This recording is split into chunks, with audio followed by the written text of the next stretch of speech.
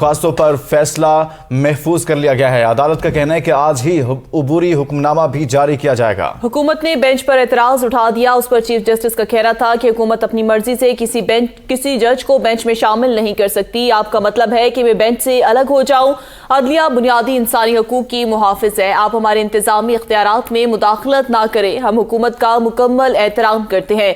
Justice Umar Ata Bandial ने कहा कि आपकी दरख्वास्त काबिल एहतराम है, लेकिन चीफ जस्टिस का ओहदा एक आईनी ओहदा है।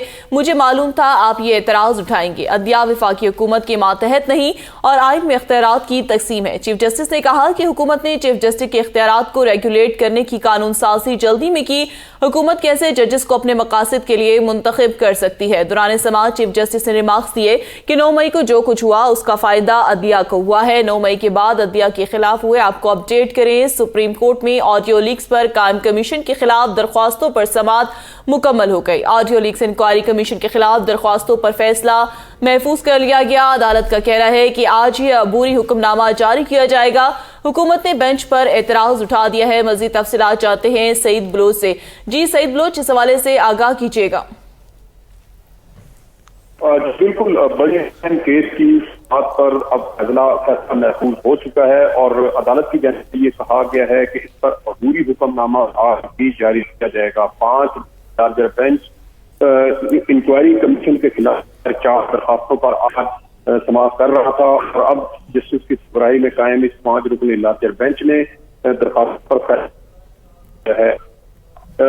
अटॉर्नी जनरल की जानिब से भी सुप्रीम पाकिस्तान में बात रखे गए। इसके अलावा जो इसमें मरकजी दरखास्त गुजार सदर सुप्रीम कोर्ट एसोसिएशन, जिनका नाम ऑडियो लीक्स में भी आया था और ऑडियो लीक्स कमीशन की जानिब से उनको तलबी का नोटिस भी जारी किया गया था, उसको आबिद जुबैरी की जानिब से सुप्रीम कोर्ट में चैलेंज किया गया, जिस पर आज समाअत हुई और अब अदालत फैसला कर दिया है।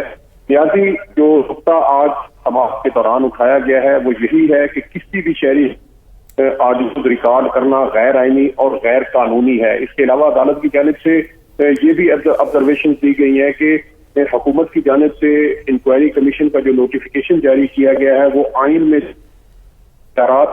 खिलाफ वर्जी है। इसके अलावा हुकूमत का करदा नोटिफिकेशन आर्टिकल आइन का आर्टिकल 209 की भी खिलाफ वर्जी है, जिसमें सुप्रीम कोर्ट के जजेस के साथ का जो कार है वो किया गया है। अब इस हवाले से फैसला महफूज हो चुका है और बज़ाहिर जो आज की अदालती कार्रवाई है उस यही तासुर मिलता है कि अदालत इंक्वायरी कमीशन के खिलाफ मुमकिन तौर पर में जारी कर।